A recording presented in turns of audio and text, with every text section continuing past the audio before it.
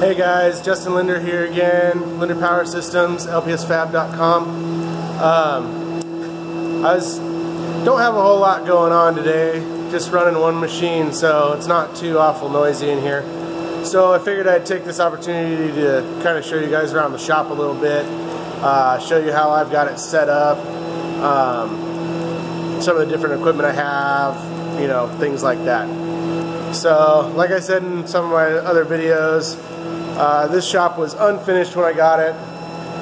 It was just a pole building. There was nothing inside but concrete, no power, no nothing. So I basically, me and a buddy of mine, we basically furred out all the walls and sheetrocked everything and put the power in and put the insulation in, all the lighting, all that kind of stuff. So I'm going to go show you around how I kind of set all that up right now. So we brought power in. So this is a 600 amp 3-phase service that I had brought in. We did all the panels, all the wiring in the whole shop. The lights are all LEDs. There's a bunch of fixtures in here. It's real bright, as you can see. It's really real bright, real nice to work in. So we did that. I plumbed conduit up there for all the machines that are 3-phase, and then everything else. There's like a 110 fixture every about 8 feet or so, all the way around the building. So lots of power in here, lots of light. Let's go back here. Actually, I'll wait a second until the air compressor kicks off. But you can see on the roof all the PVC air lines. That's where I ran all of the air systems. So every machine has its own independent air drop. Even like the saws and the manual lathes over here and stuff, everything has its own air. So I'm never struggling around airlines or anything like that. I did do it out of PVC. It's not probably the most burly thing, but if you use the thicker PVC, the Schedule 40 that is rated at 300 PSI, I did the same thing in my last little shop, but I never had a problem. But just in case there is a problem, I have this valve right here by my compressor. So this is my little, it's a 7.5 horse rotary screw compressor. It runs pretty quiet, and I leave it running all the time. But I turn this valve off at night, so in case a airline or something was to pop off, the compressor won't be running like all night long, burning itself up. In my old little shop, I had like a cheap Campbell Husfield air compressor that was really loud. I had actually upgraded it with like a 3-stage pump, but it was like, you know, I tried to hide it back in the back corner of my shop, and it was really loud, and it was just a really noisy environment to work in. And it still gets pretty loud in here, but you know, little things like that, like getting a quiet compressor, yeah, they're quite a bit of money, but you know, worth every penny. Like make yourself comfortable, build yourself a work environment that's easy to use and comfortable to be in, and you will be 10 times more motivated to go out in the shop and work. Let's see, what else? So every machine's got its own air drop. There's air hoses all over the place. So I've got an air hose here that's right by my lift. There's quick disconnects at both sides of the door. There's extra ones up on the ceiling. So in case I ever need air somewhere else, it's already kind of there. So it took a little bit extra time, but not a whole lot of extra money to put in, you know, T-fittings in all kinds of places and stuff on my air system. So you know, trying to think of the future. I don't have that much space to work in. It's only about 2,500 square feet. So, you know, trying to make the space the most efficient as possible is, you know, key. Because, you know, real estate is a commodity. So, especially when you start getting bigger equipment like CNCs and, you know, or if you're just a mechanic guy that works on tons of cars, you guys know how much space cars take up. I mean, you know, it goes away real quick. So trying to make your space the most efficient layout and stuff as possible is definitely, you know, a key element. Unless you can afford some huge 30,000 square foot building, you know, where, I don't know, that's way out of my dreams. So let me go swap a part here. I'm running this lathe. Running these parts today. They start out as this, it's a chunk of 4340 chromoly that I saw up into these blanks. And then, so this is the first operation on the lathe.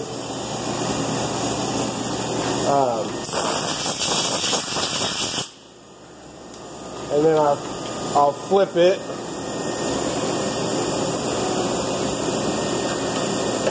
Flip the part. Hit the go button again. So, oops, gotta hit it twice. So they turn from these little chunks of chromoly into these little pulleys. And it's some sort of a trolley system for one of my customers. It's like a overhead wheel that goes on some track system, and it carries a bunch of weight around their shop. But the reason I got that job was because the products they were using was like an off-the-shelf product, and it looked just like this, but they were made out of mild steel, and they were still pretty expensive for those guys. And they're a wear item, so they actually wear those things out pretty quickly. So what I did was I told them that, you know, they told me how much they were paying for them, and I was like, you know, I think I could come in at the same price, but build your parts out of a better material that'll last longer. So what I did was I went from mild steel, and I made them out of chromoly instead of mild steel, and then I gave them I actually assemble them here. Here's one right here. So it's got a bearing in it and a little hub that I make, and basically that gets bolted to something and runs on a track. But so I ended up giving them sealed bearings, which their parts that they were previously getting didn't have, and they're now made out of chromoly, so they have a longer life for them however they're using them. So, you know, little things like that can really, you know, it's a simple fix. It's just a material change. I really didn't have to re-engineer the part at all. I just, you know, I just made it a little better. So a little bit of better mousetrap, and you know, those guys are super happy, and they've ordered a few hundred of those from me now. And you know, little things like that can help, you know, help build your business. You know, solve problems for people. That's the main thing, really. So anyway, I'm going to go around. The lathe's kind of not running right now, so it's quiet. So I will go around and kind of show you some of the equipment I have in the shop here. So this is the front door. I got my big wash tub sink. This is my coolant for the machines. I have an automatic mixer here, so I can just turn this water on. It's hooked up to a faucet that I plumbed into the sink separately from the regular faucet. And basically I can just turn that on, fill up buckets with coolant, and go pour them in the machines. Makes it real quick and easy. This is kind of our little working on stuff fabrication area. I don't do a ton of fabrication anymore, so I haven't really spent a whole lot of time getting this area kind of situated, and as you can tell, it's kind of a mess, and it always seems like it ends up a mess no matter how much I clean it up. It kind of ends up being the overflow, and my weld bench kind of ends up being the catch-all for a bunch of junk. But, you know, I clean it up when I need it, kind of thing. Let's see. Let's go over here. So parts usually start out in a blank material, you know, sticks of material. So I built these racks over here that go right up against the wall, and they only stick out about 16 inches. So they don't take up a ton of space, and you know, they're bolted to the floor, so they're really secure. You can put a ton of weight on there. But so basically that's how all my material comes in. I'll bring it in with my truck, load it on the shelves, and it sits there till I need it. Typically right after that, it'll go on this big beast automatic saw. This is a Dual, I think it's a C260A. So it's like I think it's a 12-inch diameter cutthroat, and it's automatic. So it'll cut the part and then automatically feed the part forward and then cut another one. So as you can see here, it's been cutting these steel blanks for me for the parts I just showed you I was running in the lathe over there. So I basically fire that thing up and it just sits there and cuts parts. So, and it's pretty accurate. It'll cut probably within, you know, 1/10 or so of the cut length I want. So it's pretty darn accurate. Once you get it set up just right, it'll just do that all day. So it's super productive. If you're starting out, you know, doing machining stuff and you have like a little CNC or something, and you're cutting parts on like a little jet or like some sort of a cheap saw, I highly recommend trying to find some sort of an automatic saw, because cutting parts takes so long, and and when you got to sit there and manually do it, I can't even imagine. Like this job, I wouldn't even be able to take on because I wouldn't be able to cut the blanks for the lathe. So like this saw, not only is it super productive and saves me a ton of time, because I don't have to sit there and manually cut stuff. It also is so much more capable that it actually opens up different jobs to me where I can do more work.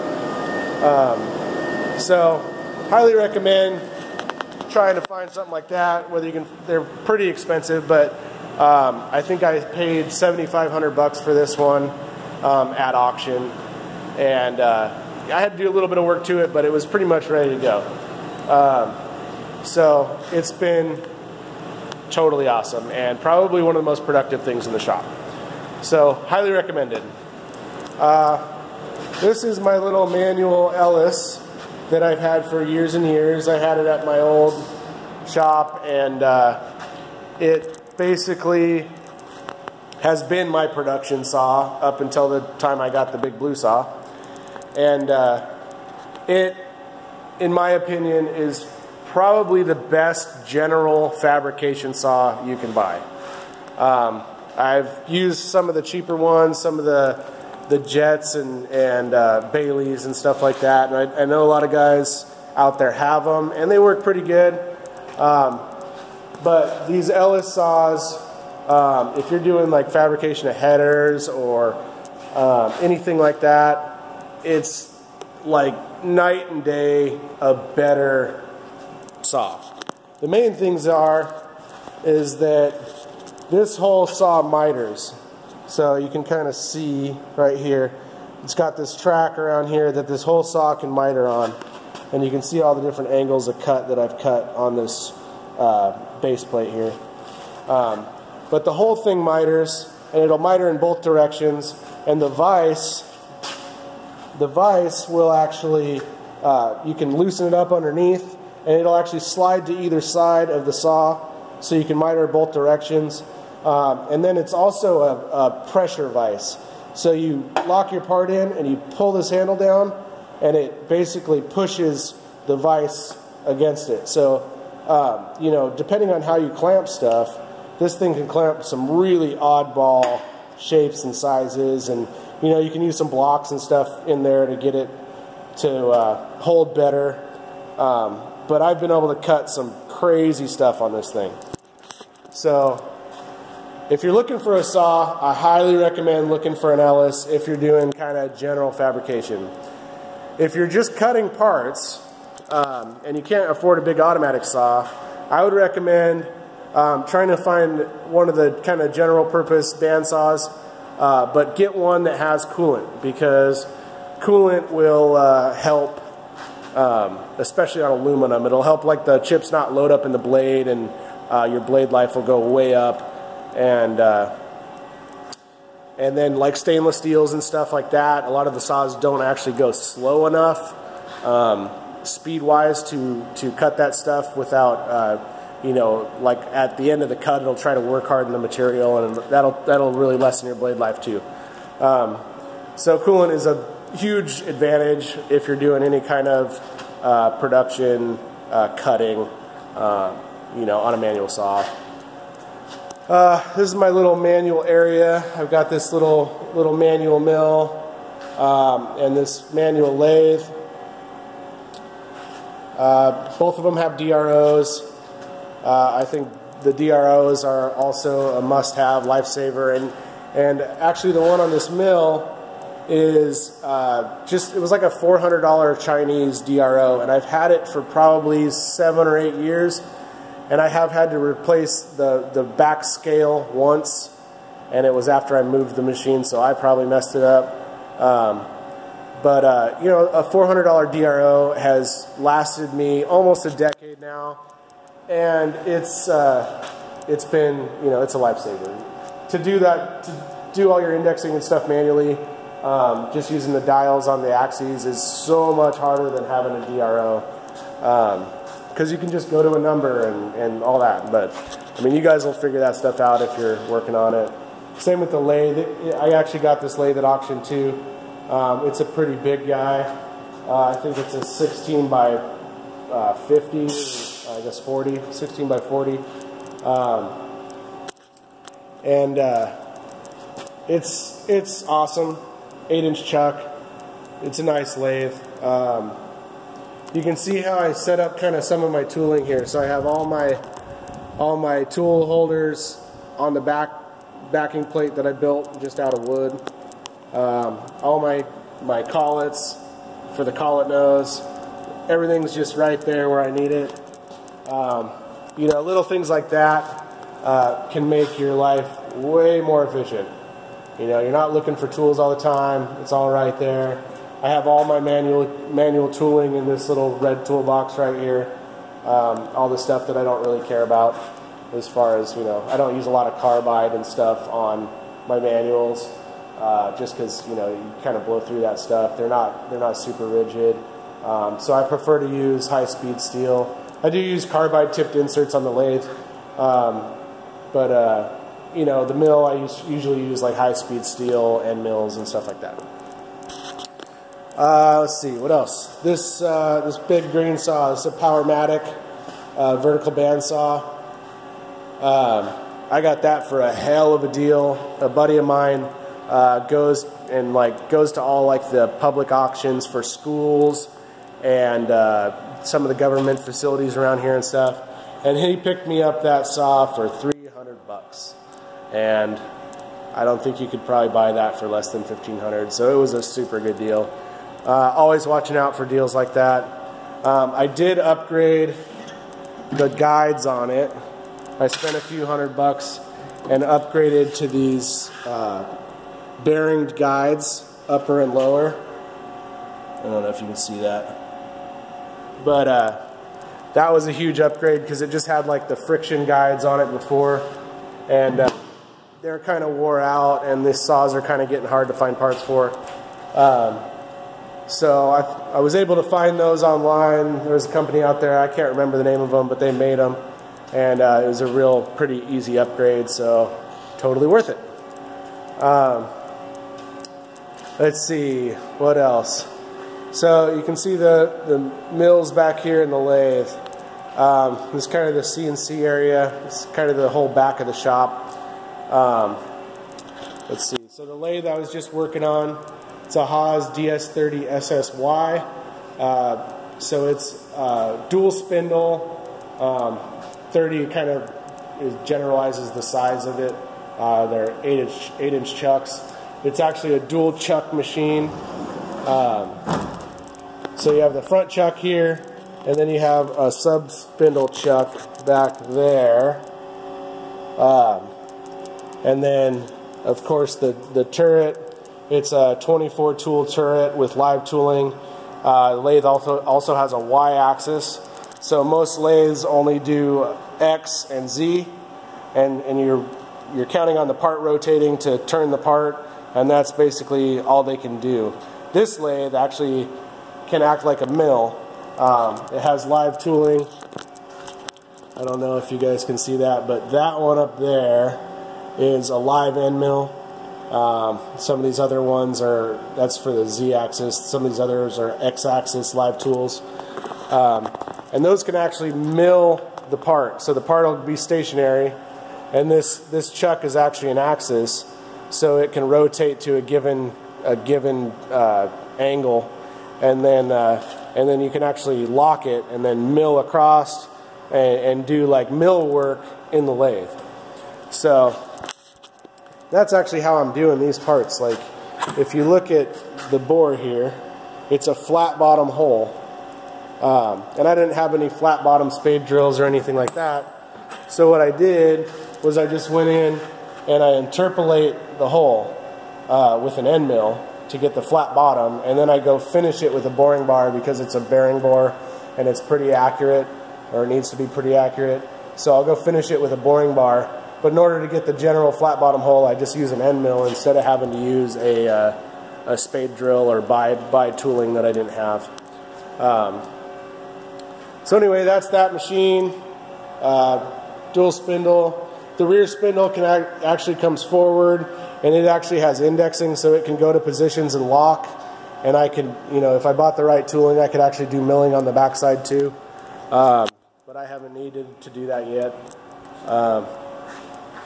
So anyway, next we'll go look at this little mill here.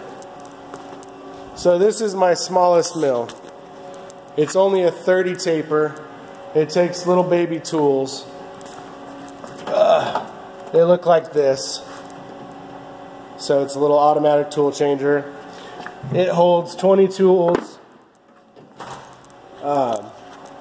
But the nice thing about this little mill is it's not a super powerful mill, but it's very, very fast, and it like crazy fast. Like it can go, you can be cutting apart, it can go change tools and be cutting apart again in like 1.3 seconds or something like that. And so it's like crazy fast. It's super productive for small parts and light duty parts. I do a lot of small drilling and tapping in it, and a lot of aluminum, some steel, but mostly just aluminum.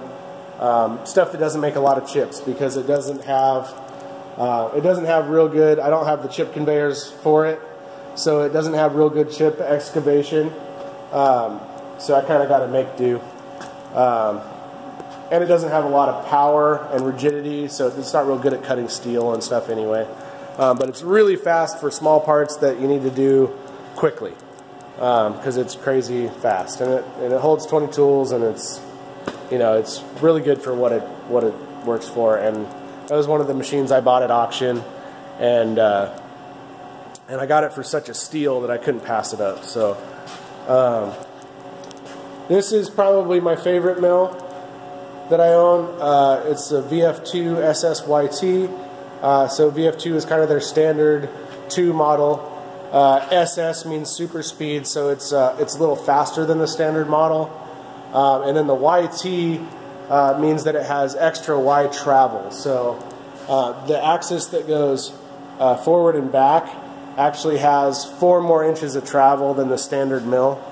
And on this machine it has the high-speed machining option turned on, and it's got 4th axis control, so I have a 4th in here. So that's a rotatable axis, and that's what I use to build like the trunnion tables on, so I can do like intake manifolds and stuff like that.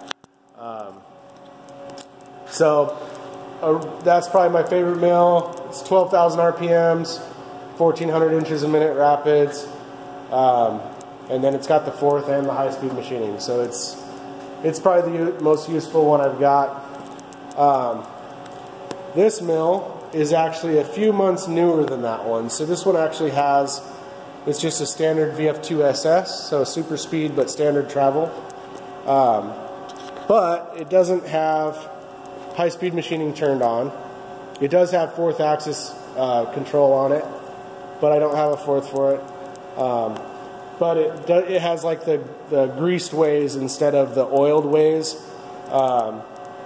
which is a newer option that the Haas's had, that makes them, you know, not put as much tram oil into the coolant and stuff like that. And it's a little nicer mill, a little newer, but it's still not my favorite because I like the extra travel of the YT, and I like the high-speed machining, and I like the fourth in there a lot. Speaking of that fourth, I wanted to show you guys how I mounted it in here. So,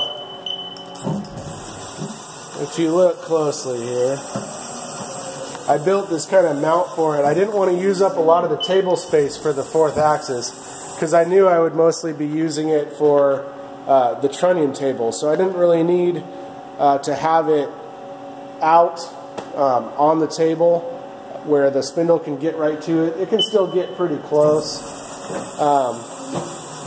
But basically what I did is I built this big billet aluminum mount for it. You guys can see that. And it hangs it off the side of the table. So it basically, most guys just mount that fourth axis right on the table. What I did was I mounted it off the table and down, so it's actually the same as table height. So all their standard centers and stuff that you can get for them should still fit. If you put a spindle nose on there, you can still pretty much get to about right here with the spindle. So I could still do a lot of fourth axis work on there if I had the right spindle nose.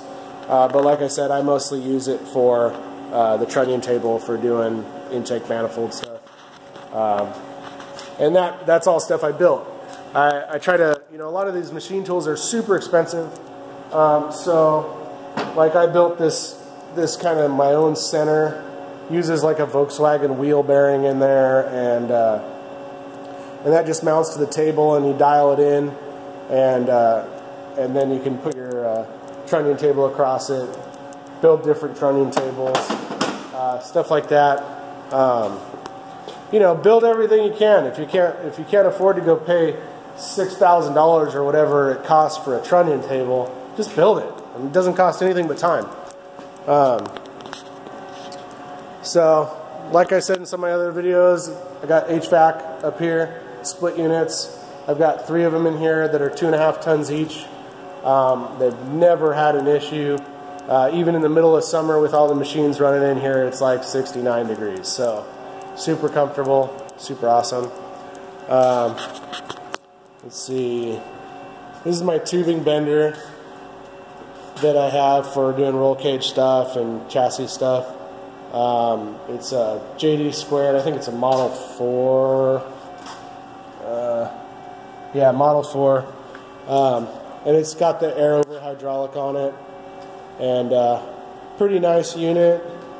I think there's some better ones out there for cheaper now, but I've had this one about 10 or 12 years, and it's awesome. I used to have a big Lincoln square wave welder, but I don't do that much fab work anymore, so I got these little razor weld. It's a digital TIG 200, and that's the 45 amp plasma cutter, and both of those work pretty good. HTP cooler. Little Bailey